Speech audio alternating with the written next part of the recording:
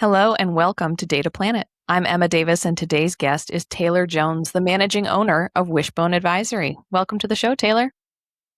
Thanks for having me, Emma. It's great to be here. So, to start, tell me about Wishbone Advisory. Who are your customers, and what is it that you help them with? Yeah. So Wishbone is a boutique digital marketing and e-commerce agency based in Austin, Texas. We help brand manufacturers, particularly in the home vertical, but really anything home CPG, a physical product, with particularly the multi-channel e-commerce channel orchestration. We'll certainly help them with their own direct-to-consumer site, but most of our customers come to us to solve, the Amazon, Walmart, Target, Wayfair, Home Depot, and how to do all of those well and together.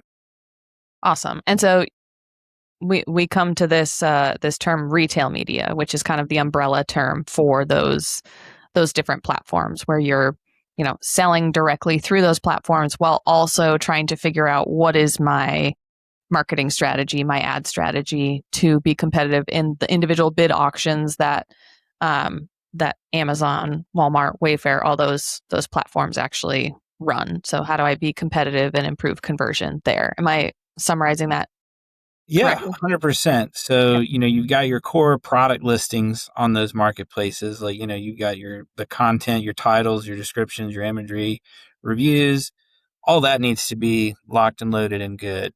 And then you get to, this bear of retail media, which is really just the advertising units sold by that retailer, which had traditionally only been on their site. Like, all right, we're going to boost you, in the search results, or there's a display ad unit.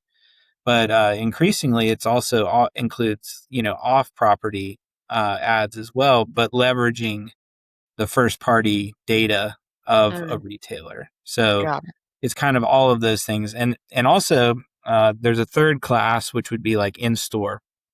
So there are certain ad units or display units that you could buy, and show up in an in store setting as well.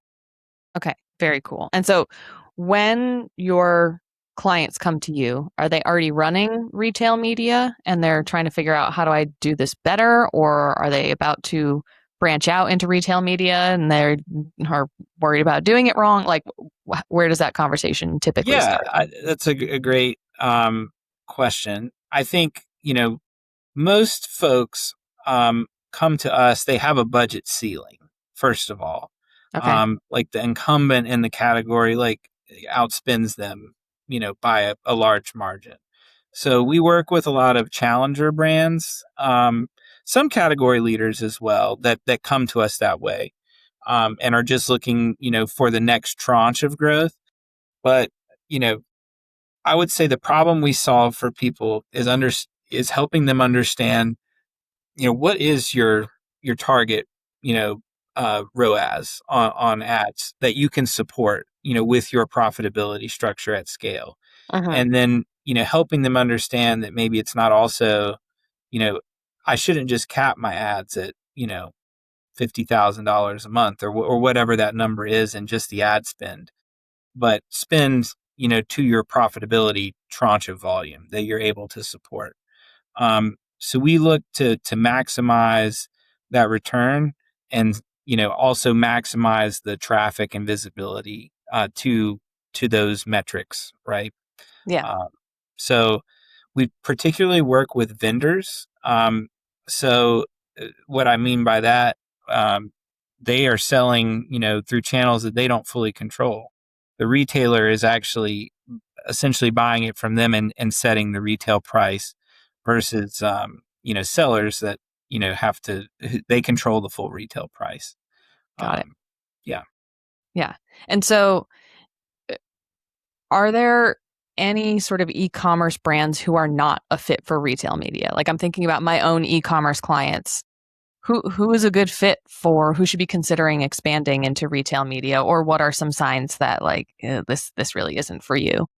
Yeah. I think, like, if you already, sell on these these marketplaces and you're looking for the next growth lever that you maybe haven't used. So, pretty much everyone knows Amazon sponsored products, but, you might not know or might not be focused on some of the others like Walmart Connect, Wayfair, Home Depot, Target, Roundel, even, in the department store world, Macy's Media Network, Kohl's Media Network.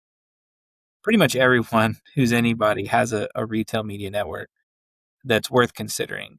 I think, if you have the social proof and reviews, I would say you want to look to have like an established, density and overall rating. I would say at least 4.2 or better.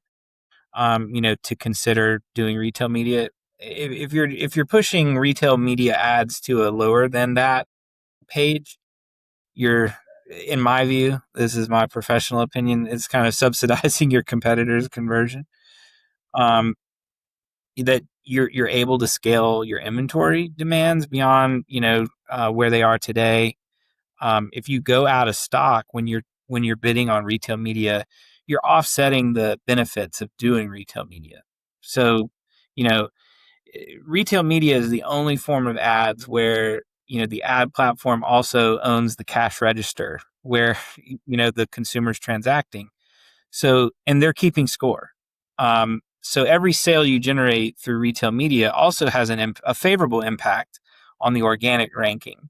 So Oh, if okay. you build that trailing sales velocity, which is Hmm. a key metric used in most retail ranking algorithms, and then go out of stock, you've undone what you were building towards.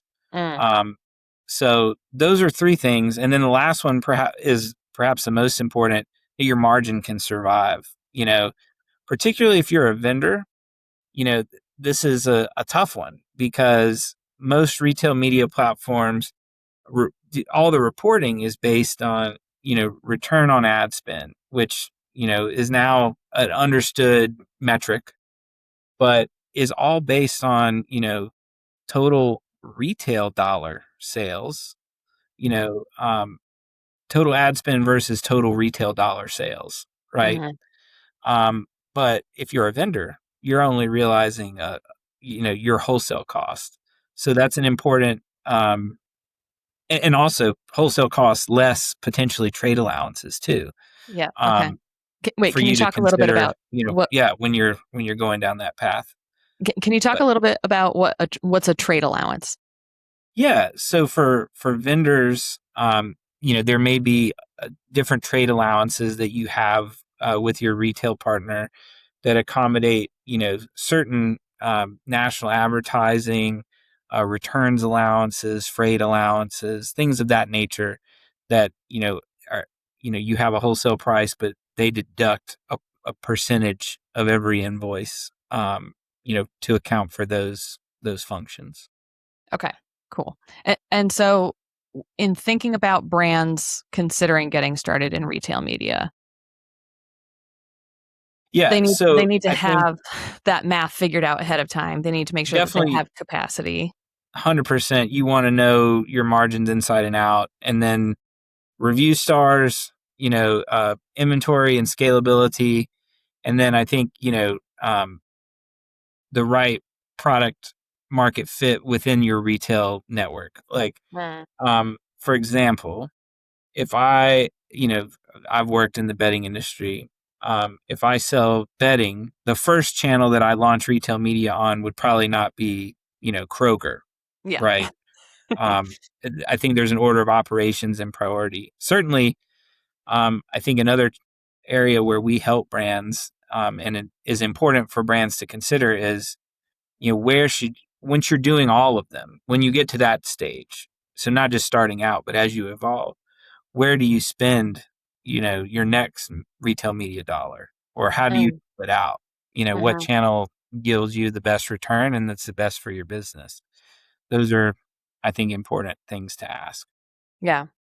And so I'm gonna pick your brain a little bit more on retail media because my Please. my firm specializes in more classic paid digital auction based channels and all that. And so prior to recording this episode, I asked my team, I told them, hey, I'm going to be meeting with Taylor from Wishbone. What questions do you guys have about this? So one thing that came up was this huge blind spot that we've experienced in retail media compared to the traditional auction-based paid digital channels we specialize in. So in Google, for example, we have auction insights where we can see who else is bidding on the same audiences, how we rank against them, overall share of available impressions. And so what are some of the signals that you look at in retail media channels to either get competitive insights or just inform your overall strategy to make sure that you're not overpaying for audiences that you could be getting anyways, but you're also maximizing the sort of incremental conversions that are available there? Yeah. So I'll kind of answer that in two fold, because I definitely like data is so important. This is the Data Planet podcast. It is. You need Yeah. to be able to make informed decisions. I'm first going to say, like, to me, it, retail media is too big to ignore. It's a $71 billion industry per e-marketer and is forecasted, double digit growth, year over year, et cetera. I think from the measurement piece, there's also a lot of studies that say, brands buying, that measurement is a top challenge for them. IAB research this year put out 73% of the buyers, citing measurement as their top challenge with retail media, and 83% want what true incrementality Yeah. measurement Yeah. versus, because certainly even Amazon has done studies that show, you know, the retail, some of the retail media sales would have been captured anyway, Yeah. right? Yeah. As you're promoting your products across their ecosystem. So I think the stat that, from that same IAB study, only 15% of marketers say their org is very or extremely effective at measuring retail media. And so this gets to what I think, right now, there are tool sets out there, there are vendors, you can do it yourself, but like seeking to understand, what is the true, total ad cost of sales or tacos Yeah. metric. Yeah. I think that is the, given retail media is unique in that the ad spend also impacts an organic signal. You need to look at that metric and give credence to that as the direct ROAS from your ads is important, is 100%. But you should look at like, what is your total ad spend versus the total sales that you're driving? Mhm. And how does, that play out in terms of your margin structure, and is it tenable? Mhm. If you can do that by channel, you should be able to come together, to help you understand, how you should dole out your budget. I think organizations have also struggled with managing this emerging area in media. If you think about a lot of how my customers are structured, they're vendors. They have like a sales team that's their expertise is given is in a specific channel. I've worked with companies that have, an office in Bentonville to serve Walmart or an office in Seattle to serve Amazon. And frequently those offices manage retail media independently for their ecosystem, you know, directly because it's seen as something that's specialized. Um, I certainly there's a lot of value in that approach, but I do think there's value in the kind of center of excellence model where at least there's some semblance of looking at the entire organization and performance, across the board. Um, so that is typically like, what we seek to help clients implement are reporting structures that, compare everything on an apples to apples basis. Yeah. Okay. And part of what I'm parsing from that, and correct me if I'm getting this wrong, is you might not be able to track every dollar in, every dollar out, those, the specific incremental impact of what you're spending. But as long as you're looking at the big picture of how everything's fitting together, you can make these sort of informed judgment calls around, well, this isn't a bad bet. Like, Yeah, I this is think working to some yes. extent. I think the real time um, data is tough because like all of these return on ad spends that there's a look back window. So when you start a campaign, most of them apply like a 14-day look back to it to see if that retail media ad influenced a transaction.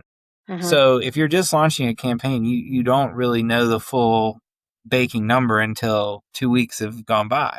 Hmm. So, there is absolutely, um, challenges when you're first starting out from that standpoint. Like, if you have a target in your mind and you're well below that or you're close, but 14 days hasn't gone by, you need to see how it's going to bake. And then that's just most platforms just look at um, the exact impact of the paid ad. You need to combine other tools, to get to the total ad cost of sales to also look at the organic. I think, a lot of, retailers have not gotten there yet. And I think it's probably a double-edged sword for them to show you like, oh, well, this is how much you're getting organically anyway. I Yeah. think Yeah. it's right. They don't want to just say, "Hey, you stop your ads," Don't right? Like, bother spending don't on it. Yeah. bother, Yeah. Um, so I think with that, it's just really important to look at the total ad cost of sales metric as the leader, as particularly when you're in a vendor wholesale relationship. If you're setting the retail price and you're a seller, looking at ROAS is absolutely relevant. But again, understanding what is the organic and how long does it last? Like maybe Mm, you ramped up your spend for a period to support an event or something you knew a sale was coming, which is something I know. I think we'll probably touch on later about how to do Prime Day and Black Friday and some of yeah. those impact this. But um, when you're spending, it ramps up for some reason.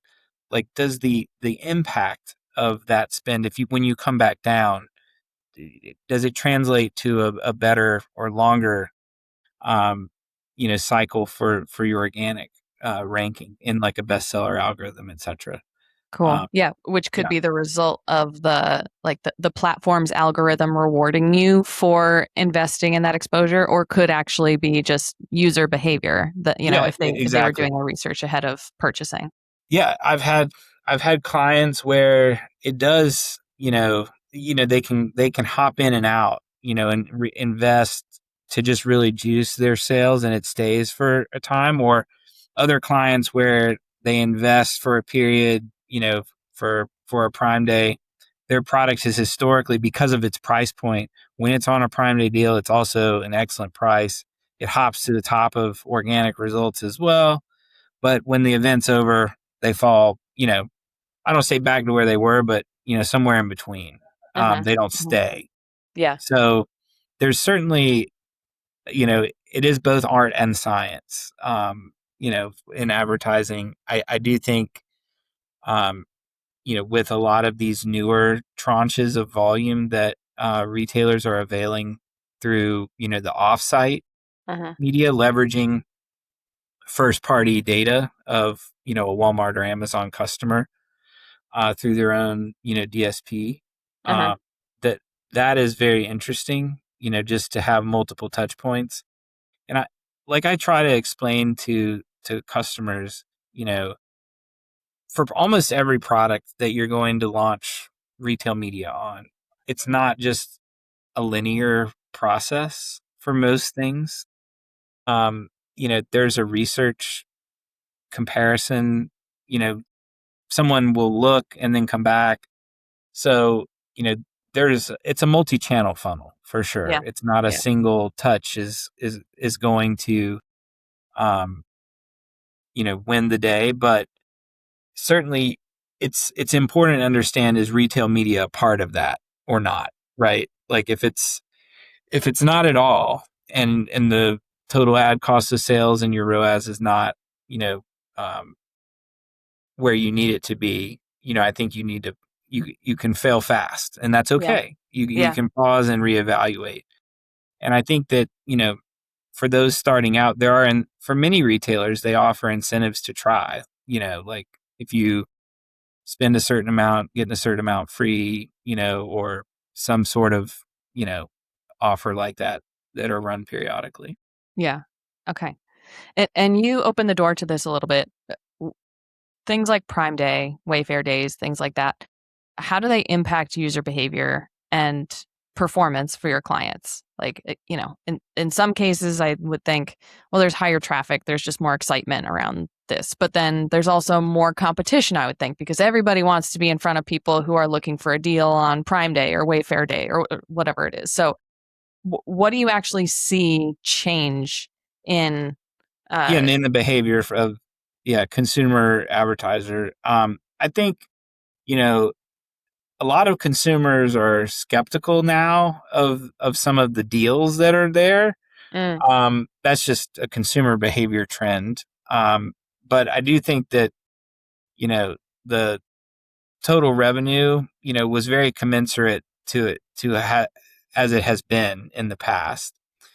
Um, I think from this Prime Day, like the total revenue was almost equivalent, maybe down just a hair. But from what I read on just the roundups, advertisers cut their spend during Prime Day, very slightly, 8.8%. ROAS held flat, while conversion jumped which makes sense, right? Like products are on sale with merchandising, strike throughs, red badging, etc. The mix is definitely more shifted to, like, of the different types of ad units. So if you think about like sponsored products, which is the blanket name for just boosting your product listing in the search result. That is the bottom of funnel, money spending Mike got their credit card out ready to buy. A lot more mix of spend um, goes into that bucket versus, sponsored brands, which, we've all seen these where a brand maybe has a display unit with like 3 featured products, but it's more of a brand statement in general. Or certainly like, the uh, DSP offsite, that's more top of funnel. Um, so I think you definitely see a lot more sponsored product shifting. And when you have a lot of advertisers shifting into that, ad type, frequently like the cost per click can tick up during those peak periods, just because there's more competitors paying attention. yeah. Yeah. If you think about, how a lot of these retailers manage this with particularly vendors, since we work with them, vendor managers are sourcing for discounts. So for all of their vendor brands. Um, Mm, so it's in the brand's best interest too to want their deal to be seen. So you see a lot of competition. So if you can just hold your rest of the year results, everyone expects better perhaps because, conversion is higher, as you would think. But because of higher costs from competition, your overall, ROAS or tacos may hold flat. And I think that that's important to think about. got it. Um, yeah. Okay. And we're coming up on time here, but I do have one last bonus question for you that's now rattling around in my head. So, um, is there ever a time that you can think of where brands should consider moving away from retail media? So I ask because I've had conversations with people who are annoyed at their reliance on Wayfair or Amazon or, I'm sick of these lower margin sales. I want to just own this relationship with my customers more. Do you think that is, you said at the beginning of this, retail media is too big to ignore. You can't just like Yeah. pretend it's not happening. But is there ever a strategy that you think makes sense to move away from retail media? So I'll answer this in a very delicate way. To me, I think it's a yes and, not an either or. Um, like we want brands to do exactly what you said, have that direct relationship, with the customer and own that. Like, a lot of the vendors that I'm talking about don't have a direct to consumer business historically, Hmm. that they only have these channels and retail relationships because that's how they've built their business. And that's fine. I like frequently they're trying to grow within those channels for a brand they control because they also make the retailer's private brand of product. Like the Mainstays product at Walmart or the Kirkland brand at Costco. The same person who makes that also makes a branded product that's probably going to be, you know, the next merchandising level up. Now, if you own an actual brand and are looking to move away and have your own direct to consumer, like that's great. There are absolutely strategies to shift more mix that way, through the, channels that you're running ads for and your group focuses on. Um, I think the answer though, there's proprietary search volume that, consumers looking for a thing in your niche, if that's Hmm. what you sell, a lot of consumers just begin on Amazon, right? Um, so it's important for you to be there. Um, Hmm. I think again, to like you say, we can help you, and there are resources to help move the mix around to, you know, where you want it perhaps more to be focused. But having all channels working together should be accretive to your business versus just an exercise in, moving the cheese around, right? That, Yeah. that my argument is there's not just one singular pie. Hmm. There's, you know, uh, they all stack together um, if they're done properly with the right, we'll all call it as an umbrella term, multi-channel orchestration or channel conflict mitigation strategies. Yeah. Dang. All right. That's a new terminology for me. So Yeah. all right. Let's go ahead and wrap up there. Listeners, if you want to learn more about Taylor and Wishbone Advisory, details will be in the show notes. Otherwise, Taylor, thank you so much for answering my questions and sharing your expertise today. Absolutely, Emma. It's great to be here. Thank you.